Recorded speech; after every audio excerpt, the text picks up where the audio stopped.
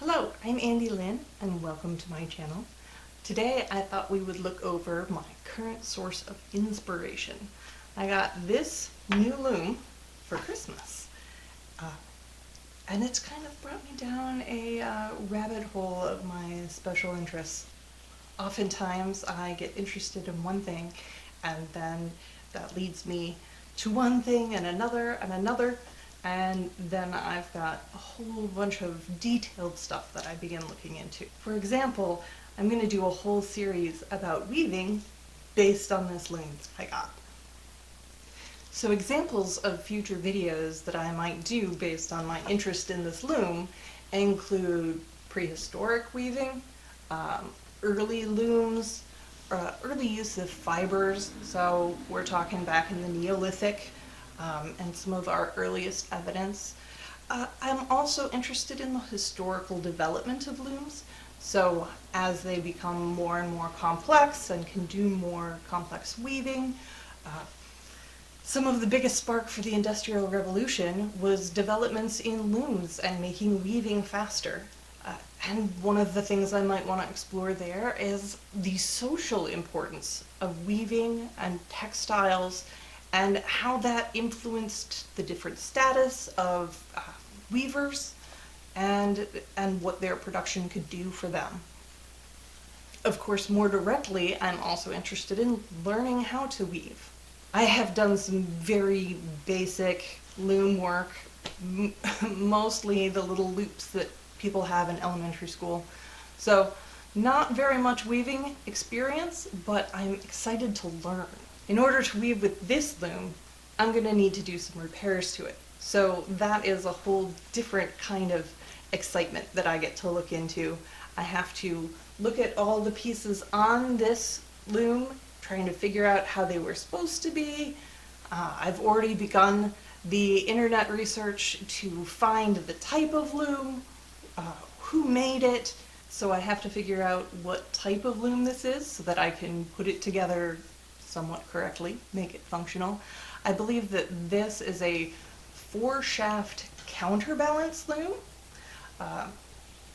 so there's a lot to dig into there.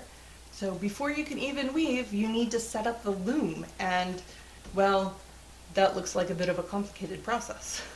After I get this all repaired and set up, then I have to work on the actual weaving, learning the different techniques and styles, and even learning what techniques I can use with this loom and which ones I can't, because there are so many different types. Now let's take a look at this loom. It has a nameplate on there that shows it was made in Wilmington, Ohio by Loomcraft Studios. From what I've seen online so far, it looks like this might be a Sabina model or similar. It sounds like that manufacturer was putting out looms between the 1930s and 1940s. So this lady is getting to be almost 100 years old. So here we have the wider view of the whole loom. You can see down below, not connected, are the levers that are the treadles. So you push the treadle, it moves the shaft, creating a gap known as the shed, where you put the shuttle, which carries the yarn, string, fiber that you're using, carries that across and adds another line to the work. As I pull in closer here, you can see the reed, which right now looks really rusty. It's one of the many steps in keeping all of the warp threads, that is the base threads that you weave through, in place and spaced correctly. It's kind of the final making sure everything lines up just right when you pull the beater bar that the reed is in forward to line up that thread. The rust on the reed is going to be a problem. It can damage the threads of your warp, and of course it could rub off and rust and show colors, so I will need to replace the reed. Reeds are meant to be replaceable though There are even reeds with different spacings and different sizes, so that's something that I'm going to have to be able to put in place and remove as necessary anyway. When I pull the beater bar forward, you can see the little metal pieces hanging in the background. Those are called the heedles, and they are one of the important ways that thread is directed on the loom. They hang from bars inside a frame, and that whole piece together is known as the shaft. So because this is a 4-shaft loom, I have 4 of those frames that all have the heedles on them.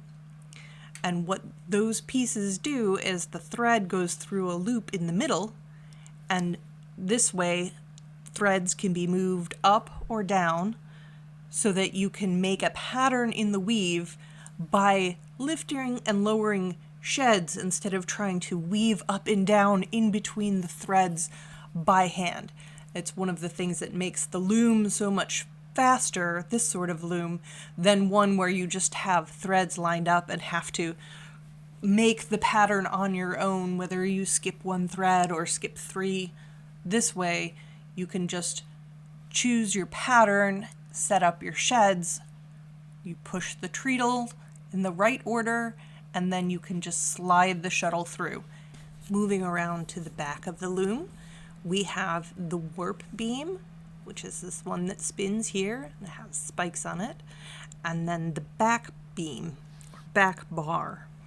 Both of these pieces are to keep the threads evenly separated and organized on your warp threads, the threads that sit in the loom.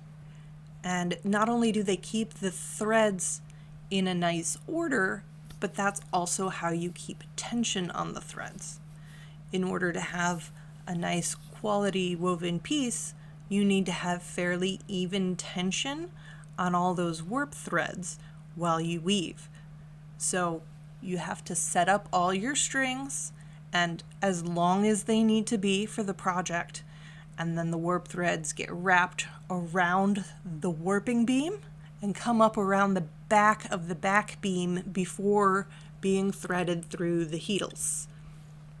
This way there is tension at the back beam, and the warp beam has that little sprocket looking gear piece in the middle, and that is actually a stop. The hanging piece of wood across from it, when I put it together right, will catch in there so that the warp beam doesn't just freely unroll, leaving you loose warp threads. Instead, it holds it with your solid tension. This warping beam has spikes on it, and those are meant to help hold your threads so that they don't get tangled. If you've ever wrapped a thread or a piece of yarn around something and you keep wrapping and wrapping layer upon layer, the threads can get tangled if it's not done quite right. And so in this case, you would spread out your threads at an even measure, so maybe 5-10 threads per space between the spikes, and then that way as you roll it up and it goes layer upon layer, then at least those threads are not going to get mixed up with their neighbors. So it's maybe not the most perfect, but a very helpful way to keep everything even and nicely aligned. There are other options for the way to do this, including layering in rolls of paper so that an individual sheet of paper is between each layer of warp thread. So I'm not sure if I'm going to try to repair this warping beam. It clearly has a lot of missing posts. Those would be pretty easy to drill out the holes, put in a new post, blunt the top. But I could also go for a smooth warping beam and instead use the paper rolled in with it to keep everything lined up. I'm not sure which way I'm going to go yet. The spikes look really cool, but I feel like the paper is going to keep each layer separated in a way that might end up being more functionally helpful, although it does require more supplies. Coming back around to the middle of the loom, this high point is called the castle, and the castle is what holds up the shafts. The shafts are held into their base position, and then when you push the treadles, they're attached to those shafts so that it will raise or lower the shaft as needed to make the shed and to make the pattern you need. I believe this loom was designed to be a counterbalance loom. So you can see the pulleys that are put on here. They're clearly not original, but someone was trying to recreate how the original might have been. The way a counterbalance loom works is that when you move one shed, it automatically moves another in a corresponding direction. So if you want to lift one shed, its partner will lower. And when you have a 4-shaft loom, you can even make the second partner pair move based on how much you move the first partner pair. So all 4 of them are connected together with the pulleys. It looks like a really interesting setup, but on this example here, it does not seem to be working quite properly. It's possible that I could go through and find a way to make that work, but I think I'm actually going to take an idea from a different loom refinishing that I saw online, where they basically took this same setup of loom, added some more pulley points, and made it so instead of being counterbalance, pushing on a treadle will move a single shed. One of the real benefits there is that by having more control over individual movement of the sheds allows a lot more freedom for pattern designs. I have been trying to get a good image of the way this particular loom was originally set up with the pulleys and the action of how it lifted the sheds, and I have not been able to find any clear comparable image.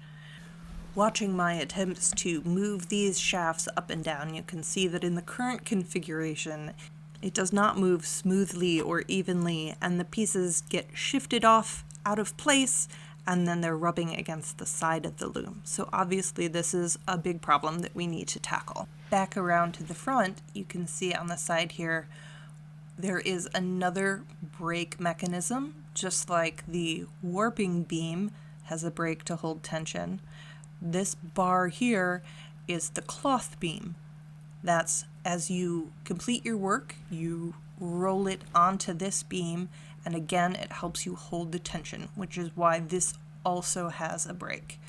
This specific loom was feeling really tight as that beam was being turned around at a couple points. I think it's just a little bit to do with the shifting of the loom and getting it quite situated, but if it is a bigger problem, then I might have to disassemble further in order to make sure that this can roll smoothly. So all in all, there's a lot to be done on this loom before it can even be functional, and all of that is wonderful stuff that I'm interested in diving into, and I hope you too. I will say it's a little bit of an unexpected adventure because when I found this loom, it was November or December, and I found it on Craigslist for $100, and I was so excited. And so I had to tell my wife, and she very cleverly bought it. So she knew I would be happy on Christmas. But the funny thing is that even though I found it and picked it out, I did not realize how large this thing is. I thought that this was smaller. This is about 4 feet across. I think it's technically a 45-inch weaving area.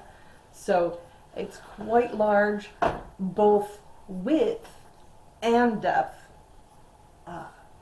I can put it together relatively narrow, but in order to access the warping beam and everything, I'll still have to move it out more into the middle of the room in order to prepare it. So it takes up quite a bit of space, but the other lovely aspect of that is like an extra bonus. Sure, it needs a lot of work, but I'm going to enjoy that work, and I'm going to learn a lot while I do it. And in the meantime, a floor loom of this size is generally going to be closer to $2,000 to $4,000. So I would say whatever my repair costs are, I'm still getting a pretty awesome deal. I hope you've enjoyed looking over this loom with me and thinking about some of the other concepts, ideas, history that all comes together around the loom and weaving, and I hope that you will enjoy my upcoming series all about looms and weaving, past and present, engineering and crafting. Again, I'm Andy Lynn, and I hope you've enjoyed this video, and if you did, please give me a like and subscribe, and I will get another video posted, and I should link it up here somewhere. So when I have another video out, you can see it. Thank you.